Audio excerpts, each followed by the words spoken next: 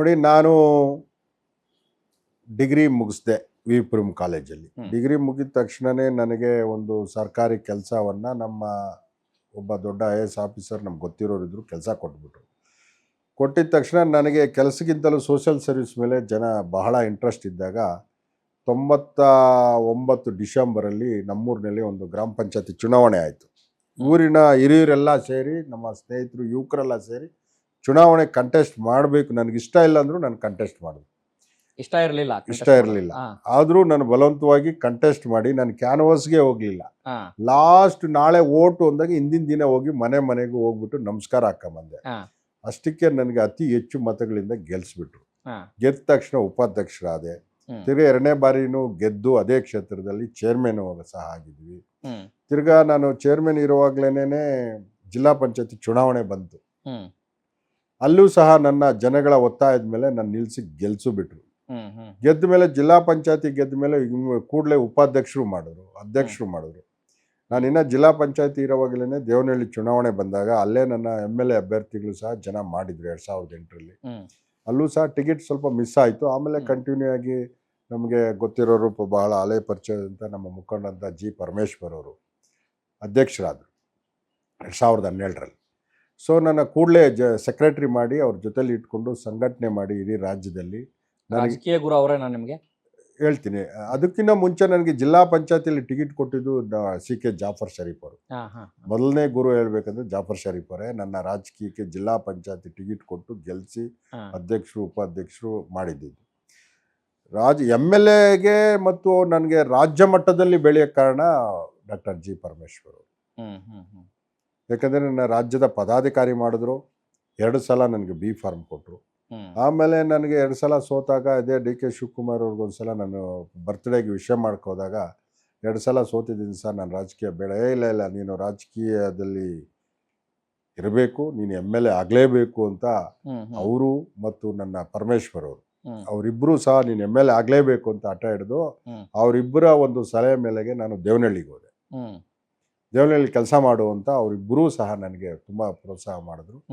ಅಲ್ಲಿ ಹೋಗಿ ಕೆಲಸ ಮಾಡಿದಾಗ ಕೊನೆಗಳಲ್ಲಿ ನನಗೆ ಪುಲಕೇಶಿ ನಗರದಲ್ಲಿ ಟಿಕೆಟ್ ಕೊಟ್ಟು ಇಡೀ ರಾಜ್ಯದ ನಮ್ಮ ಸಿದ್ದರಾಮಯ್ಯ ಇರ್ಬೋದು, ಜಮೀರಣ್ಣ ಇರ್ಬೋದು, ನಮ್ಮ ಪರಮೇಶ್ವರ್ ಇರ್ಬೋದು, DK ಶಿವಕುಮಾರ್ ಎಲ್ಲರೂ ಸಹಾಯ ಮಾಡಿ ನನಗೆ ಟಿಕೆಟ್ ಕೊಡಿಸಿದ್ರು. ಎಲ್ಲರೂ ಒಟ್ಟಾಗಿ ನಿನಗೆ ಅನ್ಯಾಯ ಆಗಿದೆ, ಕೊಡಲೇಬೇಕು ಅಂತ. ಸೊ ನಾನು MLA ಆಗಿ ಇವತ್ತು ಈ ಕ್ಷೇತ್ರದಲ್ಲಿ ಒಳ್ಳೆ ಕೆಲಸ ಮಾಡ್ತಾ ಇದ್ದೀನಿ.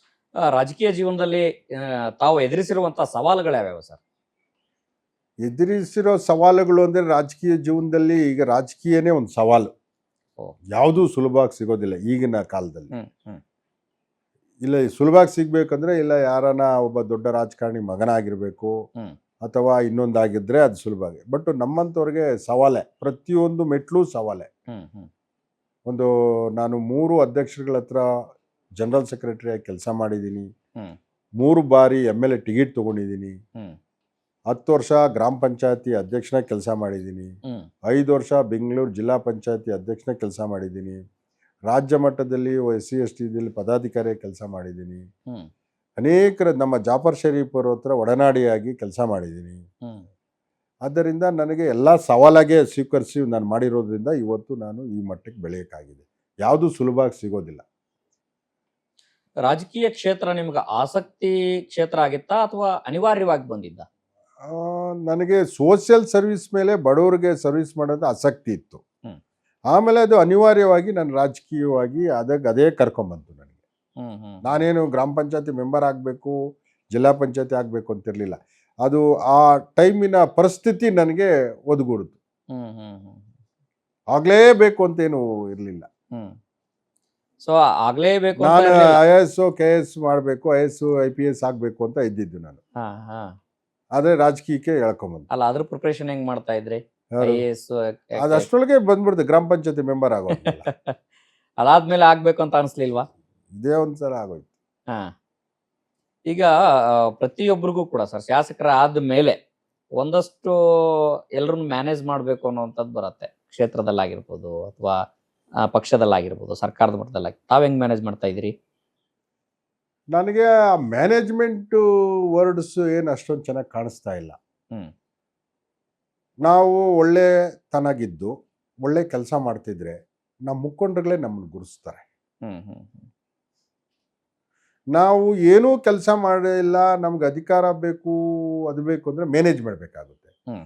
ನಾವು ಒಂದು ಪ್ರಾಂಪ್ಟಾಗಿ ಪ್ರಾಮಾಣಿಕವಾಗಿ ಇದ್ದರೆ, ಪ್ರಾಮಾಣಿಕವಾಗಿ ನಮ್ಮ ಕೊಟ್ಟ ಕೆಲಸವನ್ನು ನಾವು ನಿರ್ವಹಿಸಿದ್ರೆ, ನಮ್ಮ ಮುಖಂಡರುಗಳೇ ನಮ್ಮನ್ನು ಗುರುಸ್ತಾರೆ. ಹ್ಮ್ ಹ್ಮ್ ಗುರುಸಿ ನಮಗೆ ಹ್ಮ್.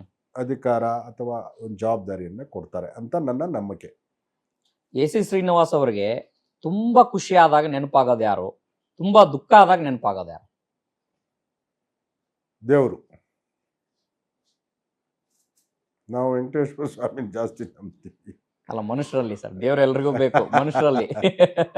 ಇವ್ರ ಜೊತೆಗೆ ನಾನು ಹಂಚ್ಕೊಂಡ್ರೆ ನನ್ನ ದುಃಖ ಕಡಿಮೆ ಆಗತ್ತೆ, ಇವ್ರ ಜೊತೆ ಖುಷಿ ನಾನು ಹಂಚ್ಕೊಂಡ್ರೆ ಖುಷಿ ಇನ್ನಷ್ಟು ಜಾಸ್ತಿ ಆಗತ್ತೆ ಅನ್ನೋಂಥವ್ರು ಯಾರು ಸರ್? ಆ ಥರ ಫೀಲಿಂಗ್ ಯಾವುದು ಇಲ್ಲ ನನಗೆ. ಹಾ. ಎಲ್ಲರೂ ಇರ್ತಾರೆ ಸ್ನೇಹಿತರು, ಎಲ್ಲರ ಹತ್ರ ಮಾತಾಡ್ತಾ ಇರ್ತೀವಿ, ಹಾ. ಎಲ್ಲರ ಹತ್ರ ಖುಷಿ ಹಂಚ್ಕೊಂತೀವಿ, ಎಲ್ಲರ ಹತ್ರ ದುಃಖ ಹಂಚ್ಕೊಂತೀವಿ. ಆ ಟೈಮ್ ನಮ್ಮ ಜೊತೆಲಿ ಯಾರು ಇರ್ತಾರೋ ಅವ್ರ ಜೊತೆ ಹಂಚ್ಕೊಂಡ್ಬಿಡ್ತೀವಿ ಹ್ಮ್ ಹ್ಮ್ ಹ್ಮ್ ಅಷ್ಟೇ. ಎಂತ ಒಬ್ಬರೇ ಅಂತ ಏನಿಲ್ಲ. ಹ್ಮ್ ಹ್ಮ್ ಬೆಸ್ಟ್ ಫ್ರೆಂಡ್ಸ್ಗಳು ಇದಾರಾ ಸರ್?